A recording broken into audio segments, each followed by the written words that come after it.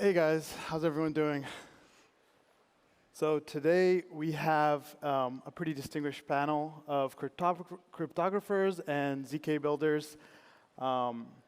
Really honored to introduce Don Beaver, head of cryptography at Jump Crypto, Jorit, core contributor to Light Protocol, and we've got Yannick from Elusive. So he's the co-founder of Elusive. So I want each one of you guys to kind of introduce yourselves, let us know how you got into crypto, how you got into the ZK space, and what led you to developing this kind of new technology. You pick an order. Don, you Sure. can start. Thanks, Saeed. So I got into crypto a long time ago when I was doing my PhD. It was kind of breaking news at the time, and back then crypto meant cryptography, not so much cryptocurrency at the time, although there was plenty of thinking about cryptocurrency. I got really intrigued by this branch of cryptography called multi-party protocols, which is essentially secret ballot elections. And it overlaps a lot with the zero-knowledge topic that I think we'll talk about a little more today, which is looking at computations, making sure they're either executed correctly, and also making sure that you can show that they're executed correctly after the fact. In those days, cryptography is a little different than now. It was a much more theoretical place to be, but it was still intellectually, incredibly fascinating. And I think the first time I started writing papers was probably sometime in the 90s, and had pretty much a relatively academic career before jumping into kind of more applied things over the years, eventually ending up in the last year at Jump doing very applied cryptography, and hopefully moving the world of zero knowledge into real implementation. That's it. Awesome. Hi, my name is Jorit. I started out in crypto in 2017. First of all, I was very fascinated by ICOs back then, and really got me really motivated to look into all these blockchain projects. And what actually got me to stay were the ideas about these decentralized systems and in particular decentralized autonomous organizations. And that led me to really work towards being able to build such protocols myself. And over the years, going towards that, I got really hooked on what I've just found was the most interesting thing, the most interesting problem to solve, which was really missing for mainstream adoption, which is privacy, which got me towards zero-knowledge proofs.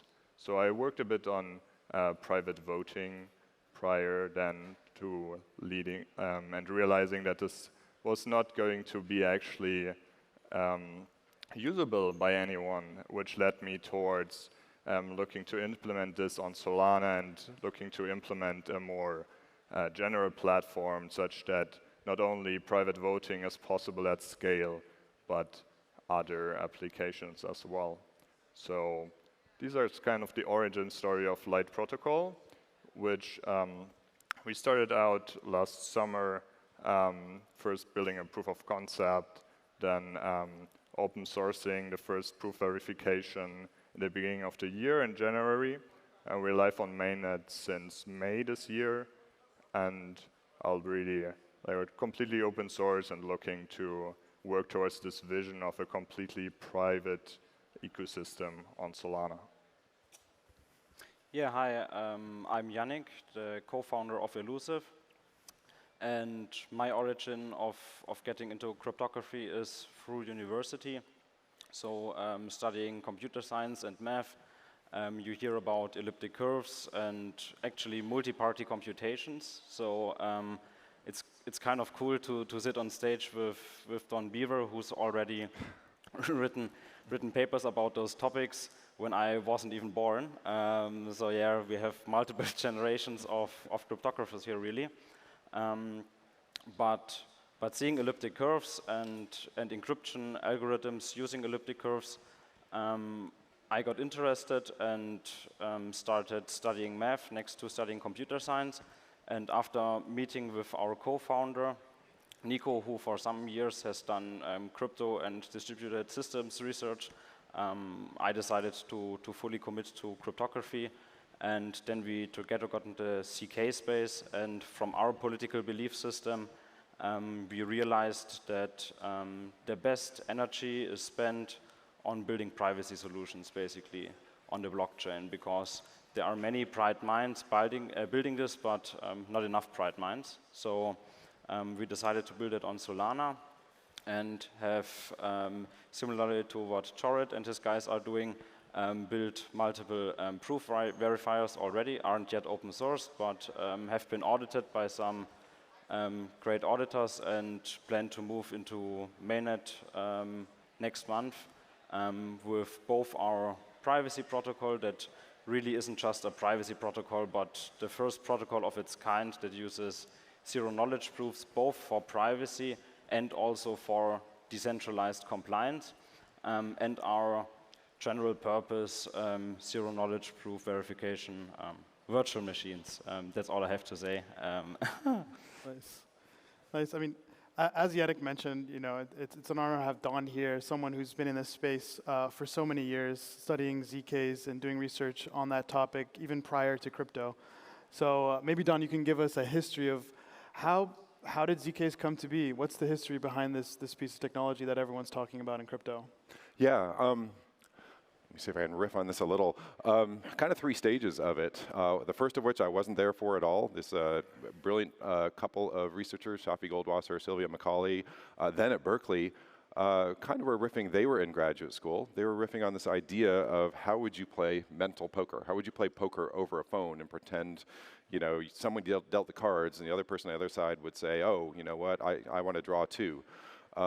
They worked on this problem for a while. It's a problem that Manuel Blum suggested to them. Fascinating thing. At the end of this, they kind of said, well, we got a way to do it, but we don't know exactly how to show that this interaction was done correctly.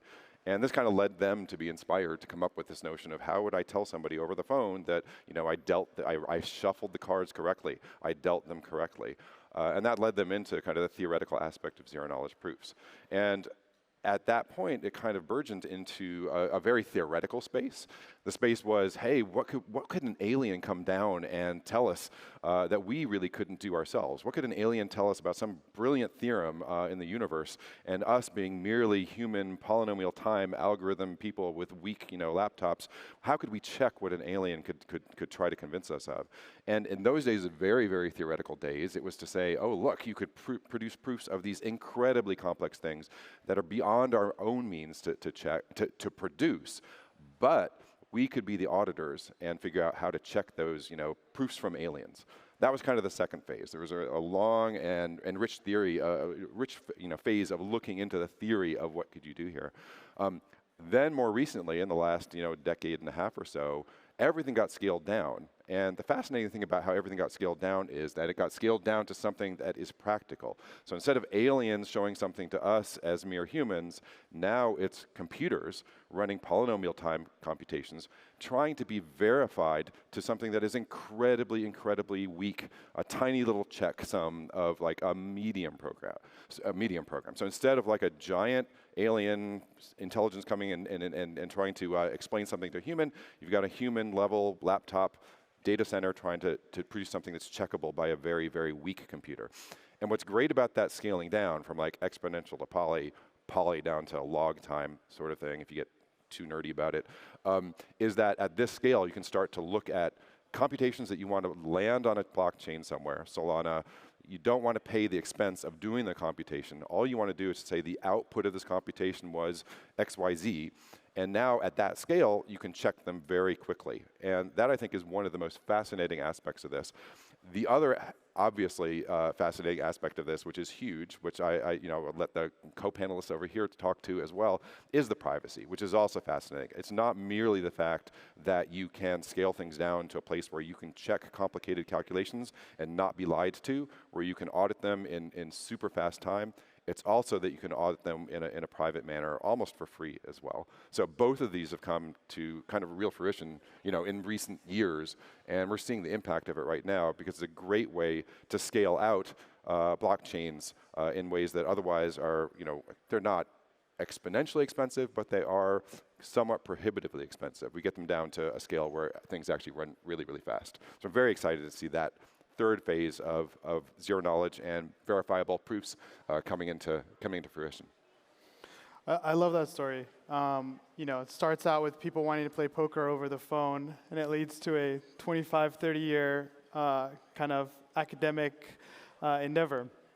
And I think it's kind of applicable because poker today, you still really can't play poker on chain without ZKs hopefully unlocking that ability. So maybe a good question is, what's the difference between verifiable knowledge and zero knowledge? And how are people using that today?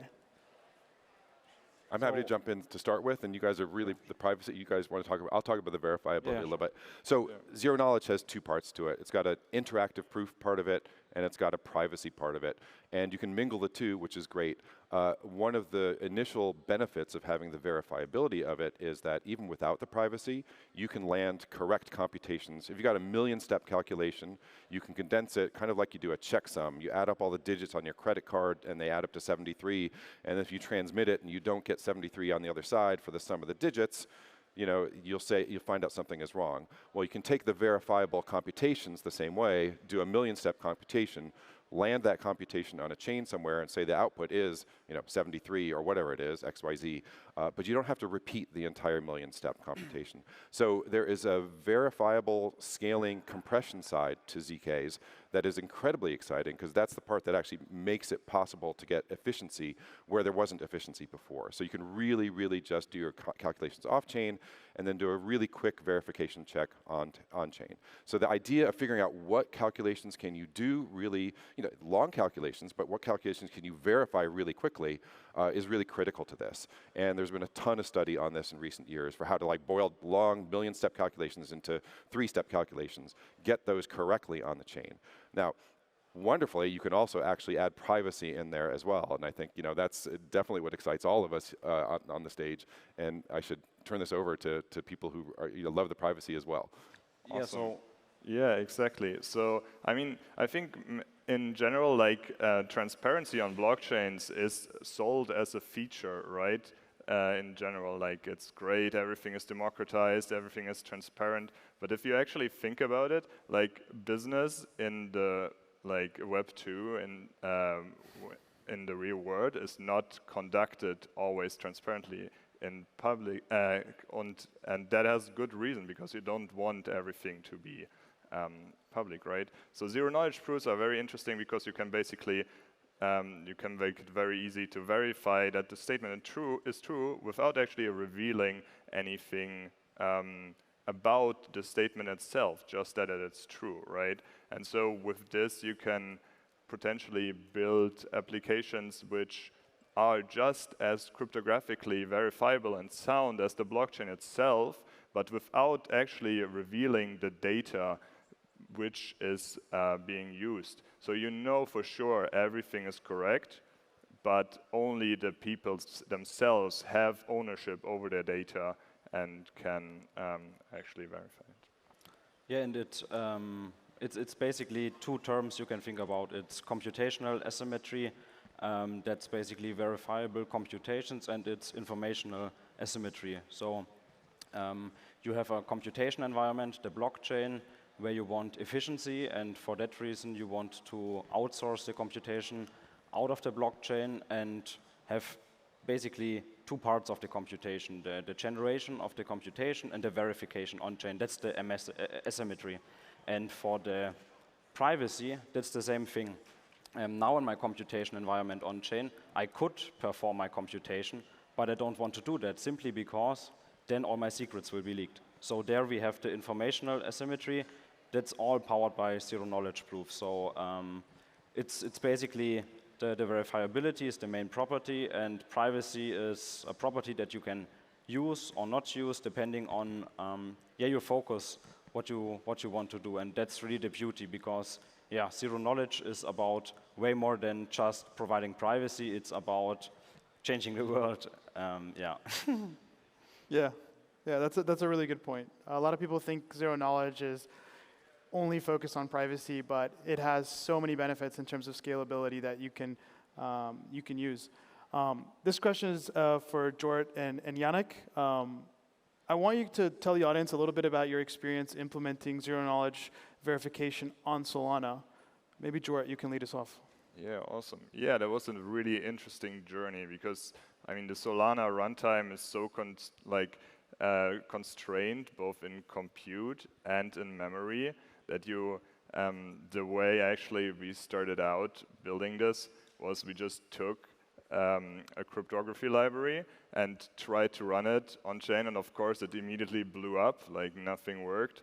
And so we started to basically get into it, profile it, see, okay, what can we make work within these constraints. And back last year, it was just 200K compute units. Right now, you can go up to 1.4 million, right, which makes things much easier. But we started out really with that. So we really put, like, for our proof verification, which features like a pairing and some multiplications and additions before, took like 1,500 steps, which is actually deployed right now, which we really split into these small chunks, which we just execute over a lot of transactions right now.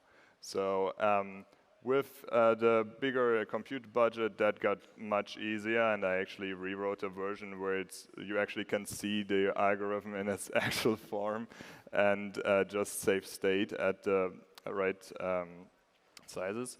But yeah, and I'm sure we can like do much better further optimizations on there in the future and make it run in less transactions. Yeah, so we were actually quite happy that Solana allows development with Rust. So what we did to solve the issues that Jared just described is we've built an interpreter in Rust that basically is a macro that then uses the different computation steps. So you have all kinds of multiplications, additions, field arithmetic, elliptic curve operations for your zero knowledge proof verification. We took this complex computation and put our interpreter around it, and this interpreter then automatically splits it into the packages that the chain can handle from compute budget, from memory perspectives, and we've applied some additional optimizations. So yeah, batch verification depending on network throughput and optimizations in that scenarios, and zero knowledge proofs always tie together with building some accumulator structure on chain, right? So you need Merkle trees, you need to build them, and you need many insertions into those Merkle trees, and those Merkle trees have also computation intensive hash functions. And yeah, so we've also built some interesting functionality around that, around queuing commitments to be inserted, about dynamic batching based on network throughput, to really bring down the cost to basically on high throughput days 0. So yeah. Awesome. I guess this is for everyone, but what do you think are the biggest limitations or bottlenecks for widespread adoption for ZKs across crypto right now? Where should we be focusing? Where should developers in the ecosystem be focusing to help this technology kind of proliferate and kind of start taking advantage of the scaling properties that ZKs can offer? I'm happy to jump in. Yeah. So what Jordan and Yannick are talking about here is really the core of it. It's people rolling up their sleeves and actually getting down to implementing the zero knowledge. And I think this is actually the most exciting part to be working in right now. There are plenty of theoretical results. There are not very many truly practical algorithms, implementations, I want to say, not algorithms. Plenty of algorithms, not too many really great implementations. And so when it's actually, writing the code and getting this, rubber on the road, that's where we find out what the pain points are. That's where we figure out which algorithms are better than the other algorithms. That's where we actually kind of bring this into real life and real practice. And we start getting the benefits of scaling computation the same way that, here it's been announced scaling up storage. How do you scale up storage? You create Merkle trees that can, in a short string, map a very large piece of storage, and you figure out fast ways to do that. What we're working towards here in practice and in algorithms as well is to work towards a world where you can take large computations and condense them into something short. And I think that the work that you guys are doing is really at the core of all of this. It's lots of people trying to implement this, trying to compare what goes the fastest and then running with that, and using the pain points that when you try to implement it, that's really where you come to the really interesting topics to work on, both from implementation and from algorithms discovery, theory, practice, across the board. That's what generates the interesting problems and the right directions to work on. Yeah, I completely agree. Like, in addition to what Don just highlighted, I think what is really lacking is the developer experience. Like, it's very hard to actually build on these. Like, very few libraries and primitives exist. Like, in some constraint systems and languages only allow you to write quadratic constraints, which leads to like very interesting workarounds you have to do to actually encode like more complex computation.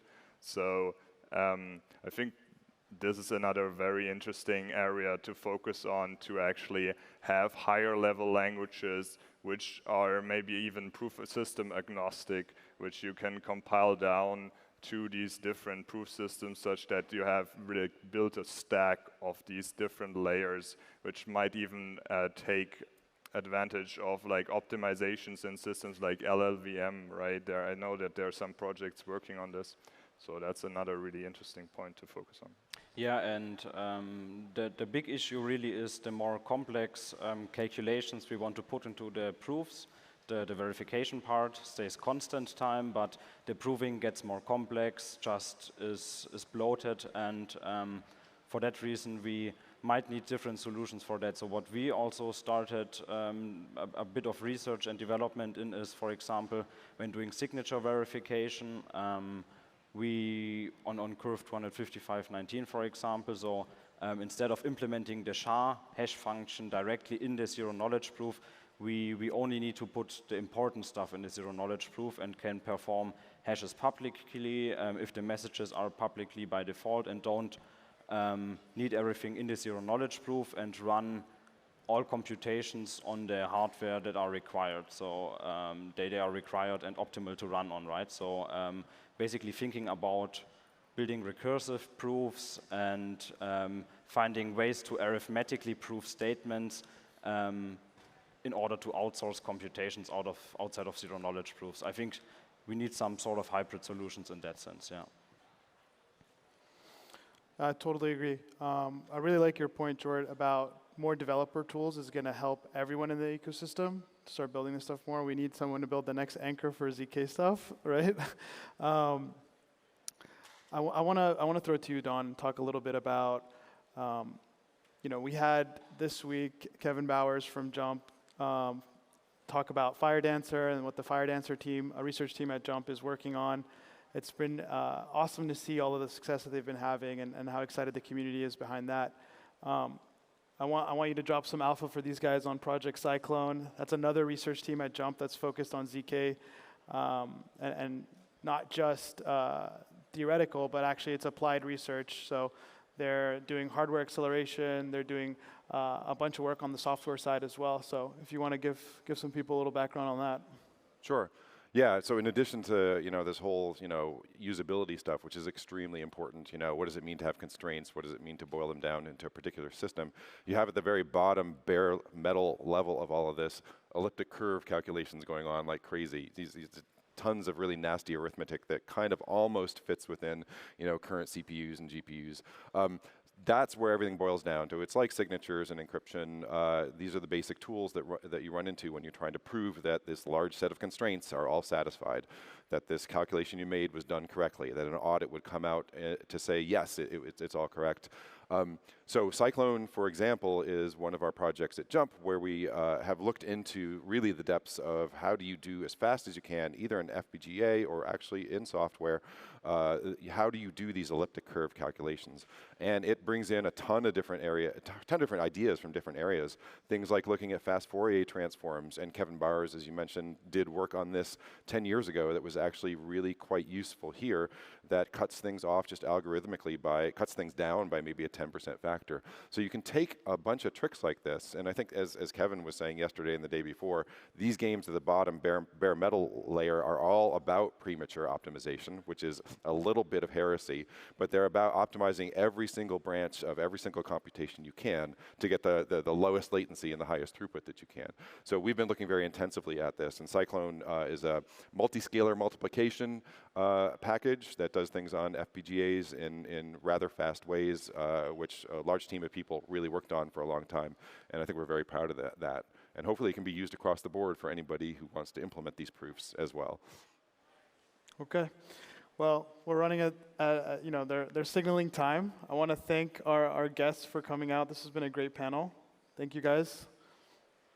Thank you, Saeed. Thanks. Thank you all. Thanks, guys.